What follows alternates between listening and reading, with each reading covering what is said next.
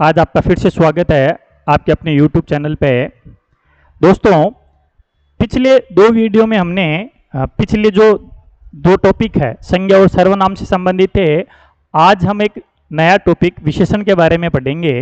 दोस्तों, विशेषण होता क्या है? सबसे पहले तो हमें इसके बारे में ध्यान में रखना है कि विशेषण होता क्या है। विशेषण का जो शाब्दिक अर्थ होता है वह है विशेषता उत्पन्न करने वाला, है ना। विशेषता उत्पन्न करने वाला जो शब्द होता है उसको अपन विशेषण कहेंगे। ठीक है दोस्तों, यहां अपने को ध्यान में रखना है विशेषता उत्पन्न करने वाला जो शब्द होता है उसे अपन विशेषक भी कह सकते हैं, विशेषक भी कह सकते हैं, है ना। परिभाषा की अगर अपन बात करें तो संज्ञा व सर्वनाम की विशेषता बताने वाले जो शब्द होते हैं उनको हम विशेषण कहेंगे। संज्ञा व सर्वनाम की विशेषता बताने वाले शब्दों को हम विशेषण कहेंगे। और विशेषता जो बताई जाएगी वो गुण, संख्या, मात्रा, परिमाण संबंधी जो विशेषता होती है उसको अपन विशेषण शब्द कहेंगे। दोस्तों, यहां हमें ध्यान में रखना है दो शब्द होते हैं, एक तो शब्द होता है विशेषण और एक होता है विशेष्य। ये दो शब्द होते हैं, इनके बारे में हमें ध्यान में रखना है। विशेषण तो विशेषता प्रकट करने वाले जो शब्द होते हैं, बताने वाले जो शब्द होते हैं उनको अपन तो विशेषण कहेंगे। और जिस संज्ञा या सर्वनाम की, संज्ञा या सर्वनाम की विशेषता प्रकट की जाती है, संज्ञा या सर्वनाम की विशेषता प्रकट की जाती है, अर्थात हम लिख सकते हैं जिसकी विशेषता बताई जाती है। इसकी जगह अपन ये भी लिख सकते हैं जिस शब्द की, जिसकी विशेषता प्रकट की जाती है उस शब्द को अपन क्या कहेंगे? विशेष्य कहेंगे। यहां दो चीजें अपने को ध्यान में रखनी है। विशेषण जो विशेषता होती है, विशेषता को प्रकट करने वाले जो शब्द होते हैं उसको तो विशेष्य कहते हैं, और जिसकी विशेषता बताई जाती है उसको अपन विशेष्य कहेंगे। देखो, विशेषण की पहचान कैसे की जाती है? विशेषण की पहचान के लिए मैं आपको शब्द बताता हूं। विशेषण की पहचान, दोस्तों यहां थोड़ा सा आपको ध्यान में रखना है। विशेषण की पहचान अगर अपने को करनी हो तो किसी भी वाक्य में आपको दो तीन एक प्रश्न करने हैं, है ना। उस वाक्य में एक तो कैसा, कैसी, कैसे, और एक कितना, कितनी, कितने प्रश्न कर लो। उस वाक्य में यदि ये प्रश्न किए जाते हैं और उनका उत्तर जो मिलता है वो हमेशा विशेषण होता है। किसी भी वाक्य में आप ये प्रश्न कर लो कैसा, कैसी, कैसे, कितना, कितनी, कितने, उनका उत्तर जो होता है वो हमेशा विशेषण माना जाता है। जैसे राम अच्छा लड़का है, पूछ ले राम कैसा लड़का है, तो अच्छा, ये हमेशा क्या माना जाएगा? विशेषण माना जाएगा। इसको अपन क्या कहेंगे? विशेषण कहेंगे। राम अच्छा लड़का है ना। तो किसी भी वाक्य में विशेषण की अगर पहचान करनी है तो उनमें आप कैसा, कैसी, कैसे और कितना, कितनी, कितने प्रश्न कर लो, इनका उत्तर हमेशा विशेषण माना जाएगा। देखो, विशेषण दो प्रकार के होते हैं। विशेषण दो प्रकार के होते हैं। विशेषण के दो प्रकार होते हैं। एक तो होता है उद्देश्य विशेषण, एक तो होता है उद्देश्य विशेषण, और दूसरा होता है विधेय विशेषण। दूसरा होता है विधेय विशेषण। एक तो उद्देश्य विशेषण होता है और दूसरा होता है विधेय विशेषण। यहां अपने को ध्यान में रखना है उद्देश्य किसे बोलते हैं और विधेय किसे बोलते हैं। दो चीजें ध्यान में रखती है। बड़ा इजी है, लोगों की बड़ी प्रॉब्लम रहती है, लेकिन इसको अगर अपन पढ़ेंगे ना तो यहां पर अपने बहुत इजी तरीके से समझ में आ जाएगा। उद्देश्य, उद्देश्य विशेषण किसे कहते हैं यहां हमें ध्यान में रखना है। जब किसी भी वाक्य में विशेषण शब्द पहले, विशेषण पहले और विशेष्य बाद में लिखा जाए, विशेष्य बाद में अगर लिखा जाता है तो वहां उद्देश्य विशेषण होता है, वहां उद्देश्य विशेषण माना जाएगा। और किसी भी वाक्य में यदि विशेष्य शब्द पहले आता है, विशेष्य पहले और विशेषण शब्द बाद में आता है। विशेषण अगर बाद में लिखा जाता है तो वहां हमें विधेय विशेषण मानना है। बस इतना सा ध्यान में रखना है। विशेषता संज्ञा के पहले आ जाए तब तो आ जाना है विशेषण। कौन सा? उद्देश्य विशेषण। और अगर संज्ञा के बाद में विशेषता लिखी जाती है, संज्ञा सर्वनाम के बाद में विशेषता लिखी जाती है, तो वो हो जाएगा विधेय। पहले लिखा जाए तो उद्देश्य, बाद में लिखा जाए तो विधेय। जैसे जैसे उदाहरण देखते हैं अपन। यहां अगर मैं लिख दूं महंगे कपड़े, मैंने ये लिख दिया महंगे कपड़े, है ना। तो यहां पर कपड़े कैसे हैं? महंगे।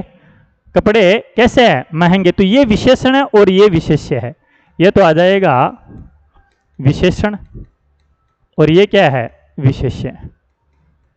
ये विशेष्य है। अगर ऐसी स्थिति होती है विशेषण पहले और विशेषण बाद में, विशेषण पहले और विशेष्य बाद में लिखा जाता है, तो वहां अपने को मानना है उद्देश्य, है ना। जैसे मैं उदाहरण लिखवा दूं आपको, और अगर अपन पता करें तो अच्छे लड़का, अच्छे लड़के, है ना। भला आदमी, भला आदमी। यहां पर विशेषता बताई जाती है। लड़के कैसे हैं? अच्छे हैं। आदमी कैसा है? भला है। तो यहां पर विशेषण पहले और विशेष्य बाद में, विशेषण पहले और विशेष्य बाद में है, तो ऐसी स्थिति में अपने को मानना है उद्देश्य विशेषण। ये तो उद्देश्य को प्रकट करेंगे। अगर इसी को अपन उल्टा कर देते हैं, उल्टा कर देते हैं, अगर मैं कह दूं कि कपड़े महंगे हैं, कपड़े महंगे हैं, तो यहां पर विशेष्य पहले आ गया और विशेषण बाद में आ गया, है ना। लड़के अच्छे हैं, इसको चेंज कर दिया हमने, है ना। आदमी भला है। अगर विशेष्य पहले और विशेषण बाद में लिख दिया तो वहां हमेशा अपने को क्या मानना है? अब इन में विधेय विशेषण माना जाएगा। बस ये पहचान का तरीका है। इसमें अपने को क्या मानना है? विधेय विशेषण मानना है। बड़ा ही इजी है दोस्तों, बस थोड़ा सा समझ का फर्क होता है। ये विशेषण है। विशेषण दो प्रकार के होते हैं, एक तो उद्देश्य और दूसरा विदेश। एक तो उद्देश्य और दूसरा विधेय होता है। तीसरा अगर अपन आगे देखें तो विशेषण के भेद है। विशेषण के भेद, प्रकार, है ना, चार माने गए हैं। विशेषण के जो भेद है वो चार माने गए हैं। पढ़ने पढ़ाने के हिसाब से चार भेद माने गए हैं। जो पहला माना जाता है वो है गुणवाचक विशेषण। गुणवाचक विशेषण। पहला जो विशेषण है वो गुणवाचक विशेषण है। दूसरा है संख्यावाचक विशेषण। संख्यावाचक विशेषण। तीसरा जो माना जाता है वो है परिमाण, परिमाणवाचक विशेषण। और चौथा जो माना जाता है वो है सांकेतिक, सांकेतिक या सार्वनामिक विशेषण। इसके बारे में हम पढ़ के आ गए हैं पीछे। सर्वनाम में मैंने ये कहीं ना कहीं चर्चा कर ली है, इसके बारे में आगे और पढ़ेंगे अपन। सार्वनामिक विशेषण, ये विशेषण के चार प्रकार होते हैं। गुणवाचक विशेषण, संख्यावाचक विशेषण, परिमाणवाचक विशेषण और सांकेतिक विशेषण या सार्वनामिक विशेषण। यहां हमें ध्यान में रखना है, ठीक है ना। अब यहां पहला विशेषण अपन शुरू करते हैं, गुणवाचक विशेषण। गुणवाचक विशेषण, पहला विशेषण जो है वो है गुणवाचक विशेषण। यानी ध्यान में रखना है, जिन शब्दों से हमें किसी भी संज्ञा व सर्वनाम की, किसी भी संज्ञा व सर्वनाम की गुण दोष संबंधी विशेषता प्रकट चले, आकार के बारे में पता चले, है ना, गंध के बारे में पता चले, है ना, आकार आ जाए, रंग के बारे में पता चले, ठीक है, रंग के बाद में स्वाद या गंध आ जाए, गंध या अपन यहाँ पर लिख सकते हैं स्वाद संबंधी विशेषता आ जाए, ठीक है, स्थान, देश, काल, बोध संबंधी विशेषता अगर आ जाए, स्थान, काल, है ना, देश संबंधी अगर कोई विशेषता प्रकट हो जाए, ठीक है ना, अगर अवस्था संबंधी बोध आ जाए, अवस्था अगर प्रकट होती है, अगर दिशा का पता चलता है, दिशा संबंधी विशेषता प्रकट चलती है, अगर, है ना, यहां ध्यान में रखना है, अगर स्पर्श संबंधी विशेषता प्रकट हो, स्पर्श, तो यहां अपने को सब में गुणवाचक विशेषण मानना है। गुण दोष हो, है ना, आकार प्रकार हो, गंध स्वाद हो, रंग रूप हो, स्थान काल देश हो, अवस्था हो, दिशा हो, है ना, दशा हो, ठीक है ना, दिशा दशा स्पर्श संबंधी अगर कोई विशेषता आती है तो वो सारी की सारी जो चीजें हैं वो हमेशा गुणवाचक विशेषण में आती है। इसमें जो शब्द आ जाएंगे, शब्द ध्यान में रखना है, जैसे भला, है ना, बुरा, अच्छा, बेईमान, ठीक है ना, बेईमान, ठीक है, ऐसे बहुत से शब्द है, दुष्ट, सुशील, पापी, कायर, वीर, दुष्ट, पापी, कायर, ये जो जितनी भी विशेषता आती है जिसमें गुण और दोष आ जाए वो गुणवाचक विशेषण में गिना जाएगा, है ना। आकार में आ जाए, मोटा, पतला, लंबा, ठिंगना, ठिगना, अगर ऐसी कोई विशेषता आती है तो वो,